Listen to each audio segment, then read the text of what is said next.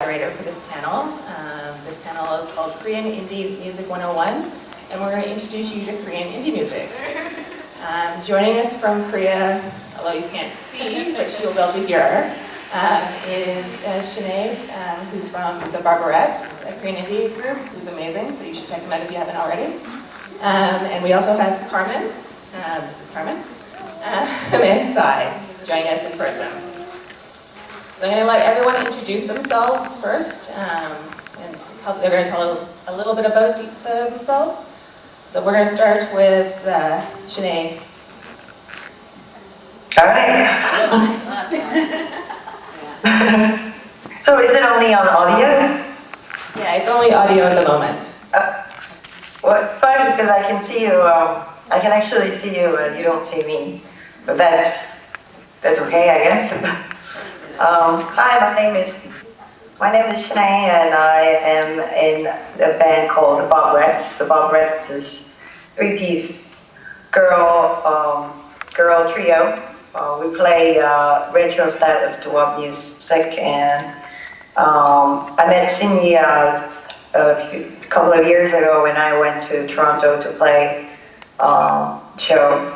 So I'm here to talk about it, introduce some Korean indie music scene, and I'm glad to talk to you guys about it. I'm Carmen.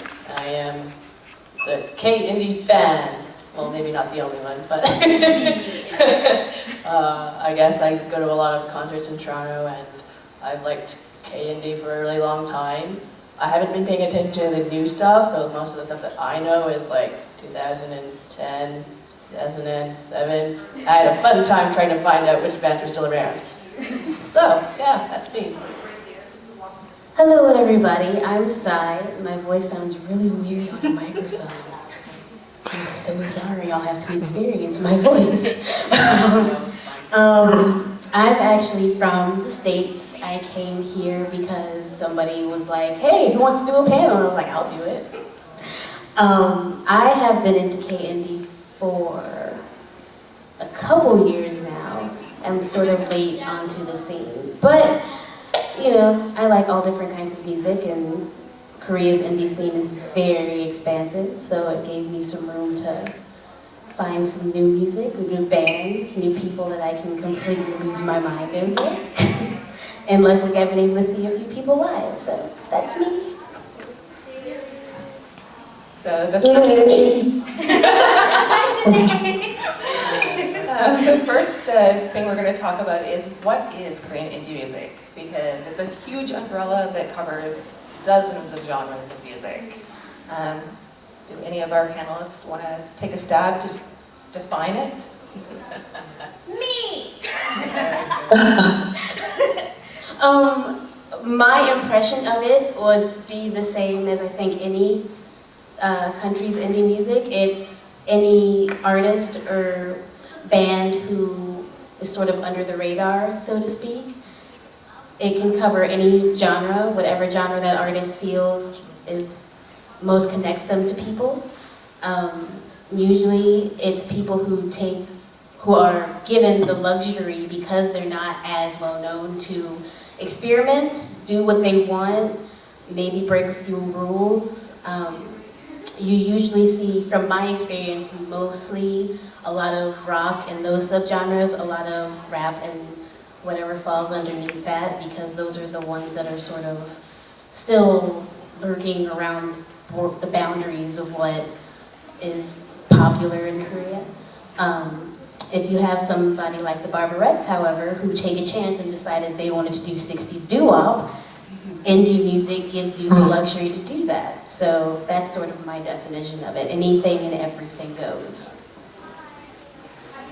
And so with that ending, we'll also pass that on to Shinae. What do you have to say? Well, yes, that's quite right, what you just said. And I would like to maybe talk briefly about the history of Korean indie music, because the indie music itself, the word didn't exist even 20 years ago in Korea. The very first well-known Korean indie band who broke in the general Korean music scene was Crime Nut. Crime Nut now plays in many different countries as well, but they were the very first generation of Korean indie music. Indie music itself didn't really exist before that. So it started off as rock. When people say indie music, it was usually just rock image, but then it quite changed since maybe from last decade. There's many mellow acoustic pop artists in Korean indie music scene right now. So I would say, if you ask the question, what is Korean indie music?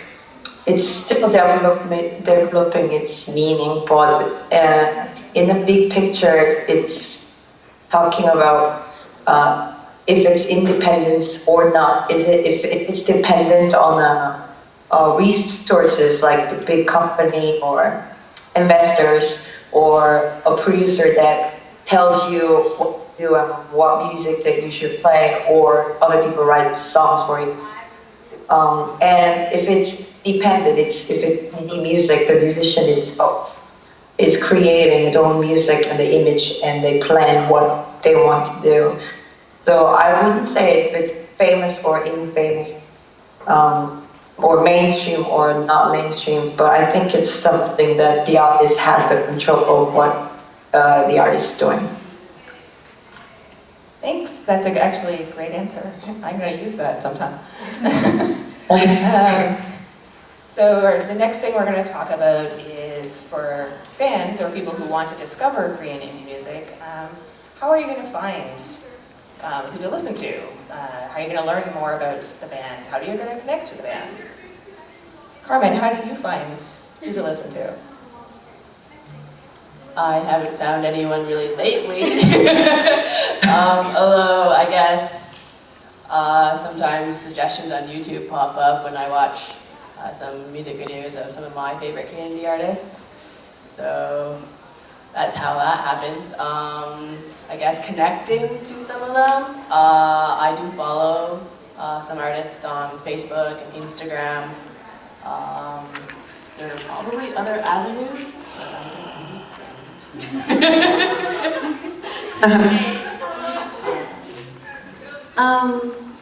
I guess sort of the same as Carmen. I just also have connections with a few people who follow it a lot.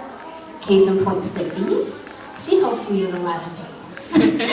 Also, I write for a newer website called Rock and Soul, and our main mission is to seek out and discover these new artists. You do sort of draw new inspiration from people you already listen to. Also, you can just listen to who the artist is talking about, who they draw inspiration from, who they're friends with, because a lot of people are friends with people. It's a really, I won't say small as in it's not significant, but it's a small, tight-knit community, the indie community, from my impressions of it. And a lot of people are just friends, like they just go and drink a lot together. They go to each other's shows, they support each other, and so they'll talk about each other all the time.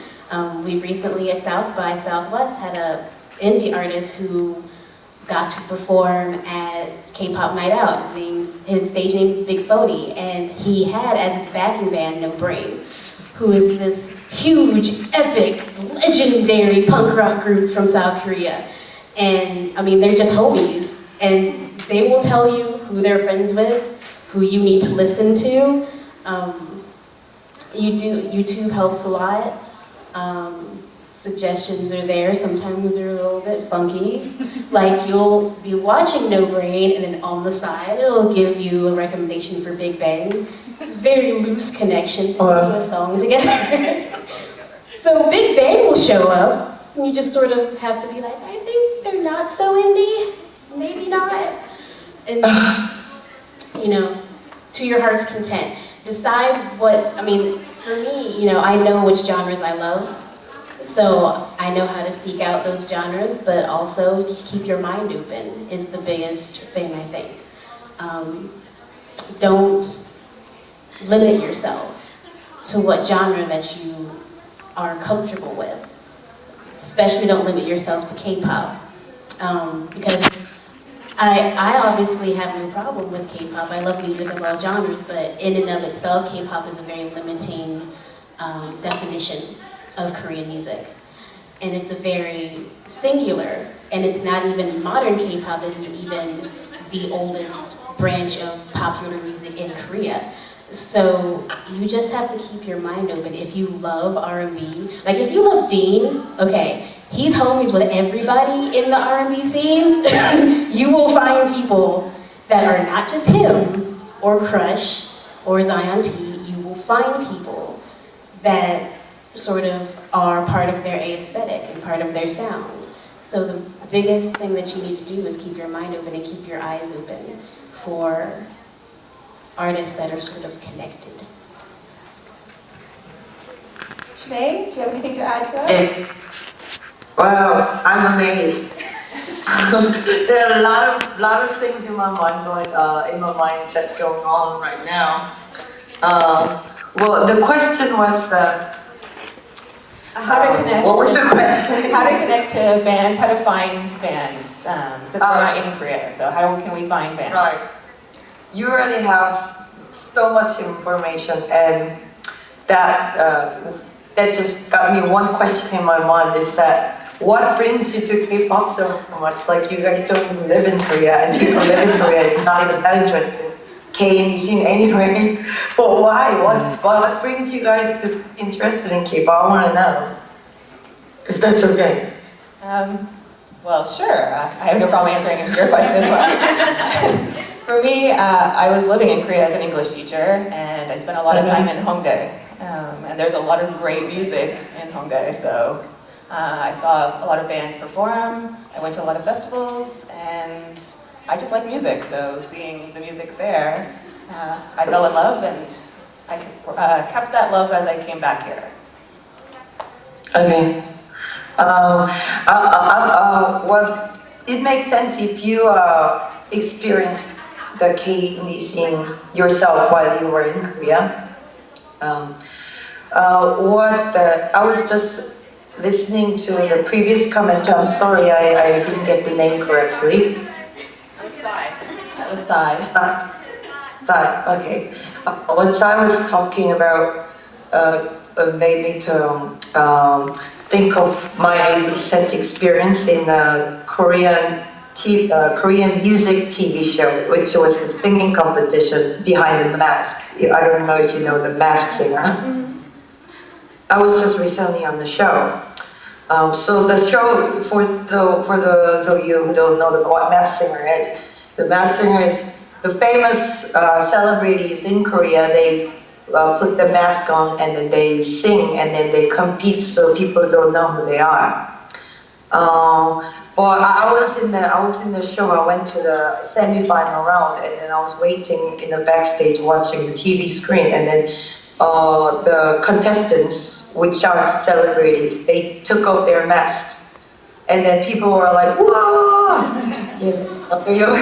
They were cheering for those famous celebrities, which was Park Jimin is one of the JYP artists, and the other. Kang Sung-yoon was the main singer of the boy group Winners. And then I was worried because I'm in the show, and then when I take off my mask, nobody's gonna know me. You know what I'm saying? I'm not one of those K-pop artists. So that's one of the stories that I just had in my mind, which is funny that I am from the indie scene in Korea, and it's been a few years that I've been in the indie scene and didn't really have the urge to go through to the mainstream as an indie artist. I don't know if that makes sense, but I'm recently trying to break the boundaries of the Barberettes from the indie scene to the mainstream pop scene, because I want, obviously, my band to get known. Like, No Brain was in the indie scene, like, underground for so many years. They've been probably around like 20 years, and then they got their popularity to non-indie fans, like everybody else. probably like from 10 years or 15 years. So, yeah, so I think many indie musicians and unknown musicians, they are trying to get out there so badly. And there are less and less boundaries in the K-pop music scene and the K-indie scene. So that was a thought that I had in mind. And the places that you will get to know about new artists, I would recommend the Naver's Musicians League.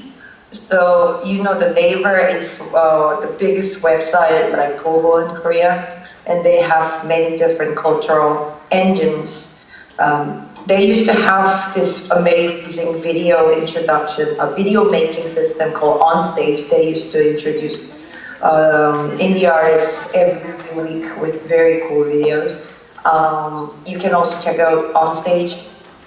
But now is the biggest channel that you will get to know new musicians is Musicians League on Naver.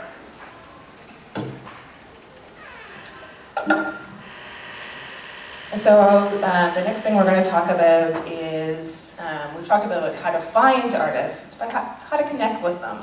If you wanted to, say, chat with artists or stay up to date on what they're doing, once you've found someone you liked, you saw a YouTube video that you liked, and you want to know more about that band or more about that artist, how do you connect with them? How do you stay up to date with them? Shinae, how would you like the fans in North America to connect with you? Oh, anything. Really, everything's all around. So Twitter, Instagram, YouTube, Facebook.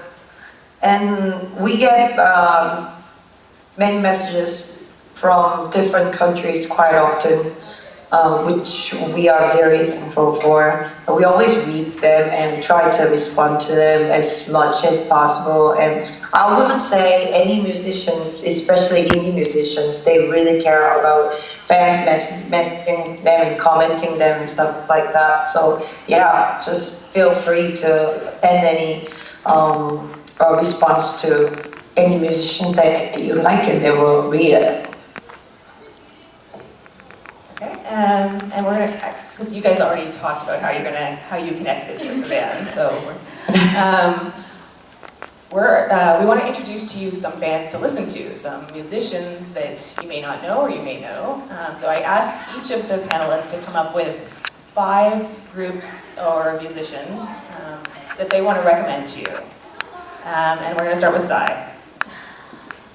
Start with me. Okay, so this is the thing. I had like 25 people on my list. So I just now narrowed it down like 5 minutes ago to 5 people.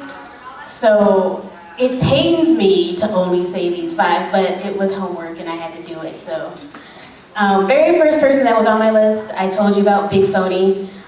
He's actually who introduced me to indie music. If you like artists like Elliott Smith and like Bright Eyes, was that somebody that he was? Bright Eyes? I don't know who they are, so forgive me. But he's been sort of compared to artists like that. He's really, I don't want to say folk per se, because that seems kind of limiting, but he's